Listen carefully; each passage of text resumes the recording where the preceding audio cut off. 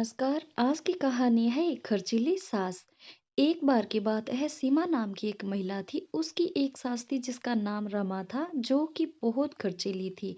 सीमा जहाँ बचत पर जोर देती थी, वही उसकी सास कोई बचत नहीं करती और फिजूल खर्च करती थी।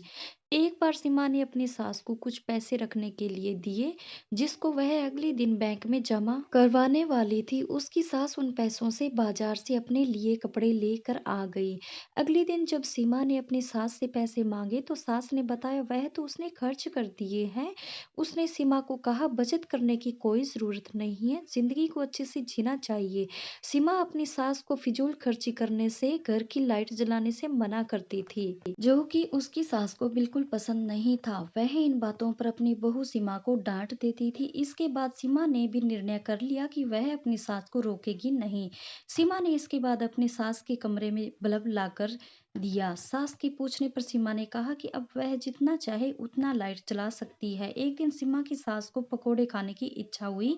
उसने सीमा को पैसे देकर कहा कि जाकर राजू हलवाई की दुकान से पकोड़े ले आए। कुछ देर में सीमा अपनी सास को पकोड़े लाकर देती है, जो उसको बहुत पसंद आते हैं। इसी तरह दिन बीतते जा रहे थे और सीमा ने अपनी सास को फिजूल खर्च पर टोकना बंद कर दिया था।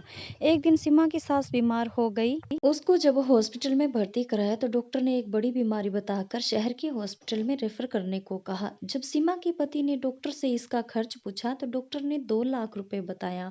यह सुनकर सीमा का पति और उसकी सास बहुत दुखी हो गए कि इतने पैसे हम कहाँ से लाएंगे।